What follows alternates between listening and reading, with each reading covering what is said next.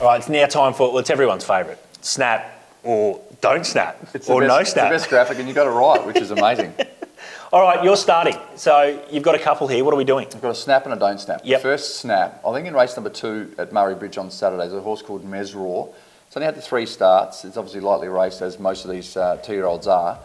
I think it's a better horse, ridden with a bit of cover. They went forward last start, SP'd off the map. It was very short, went around $1.95, $2.50 into $1.95 in the last sort of 20 minutes of betting. It was beaten by Cernal on the day that went around 126. So fair bit of SP difference there. I just think if they can grab hold of it and sit in behind, it'll be very hard to beat. Yep.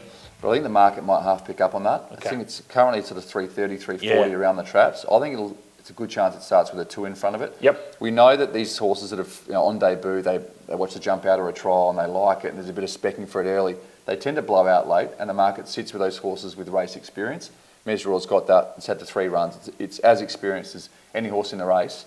And I think it might be one that shortens up in race number 2. That's in race 2, and you've got one that you think might be on the blows. Yeah, I mentioned it in one of the other segments, race number 4. I do like Together Forever in the race. All the Bent is the one I think's nice and short.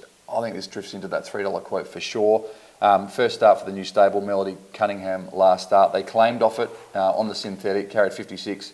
Goes back to a yielding turf track with 61, with a lot of horses carrying a lighter weight around it. I just think you can definitely win. Like, its figures before that with Chris Lee's were good. Yep. But are you getting value at the 290, or will you be kicking yourself at the start of the race? I think it's more likely to drift. Yep. All right. Very good. Go to Caulfield. I start with a don't snap, and yeah, tar and feather me here. So Miss Rimbini is the horse that I'm thinking is going to drift, sort of around 280, 290 at the moment. Now, its last 2 starts, it's won, and it's been off the map both times. So you're going, well, how could possibly the market be against it? But 55 kilos and 56 kilos in those 2 wins, goes to 60 kilos now.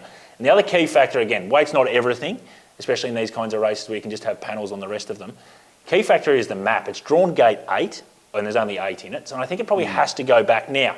If the first 100 metres this horse ends up sitting outside leader, or the COT change of tactics comes through, this horse will probably firm right up, because it obviously changes that dimension in terms of what I think is probably going to be a low percentage play for it going back. So I just think from a map perspective and weight perspective, also the other horse in the race, Enna's Dream, is a real soft tracker, draws well and gets plus jock D lane. I think the market really trends towards it, and I think Miss Rimbini starts a bit bigger. Not saying can't win, I just think if you like Miss Rimbini, I'd be waiting. I reckon you'll get a better price come the jump. And a horse that we've spoken about earlier in the Vic set, Get Along in race 7, get around $9.50, $9, even $8.50. I've marked this horse around $5.50. Get Along, I think it starts much shorter. I think the market has to go gravitate towards it. So it's the one I'll be snapping. What's gambling really costing you? For free and confidential support, call the number on the screen or visit the website.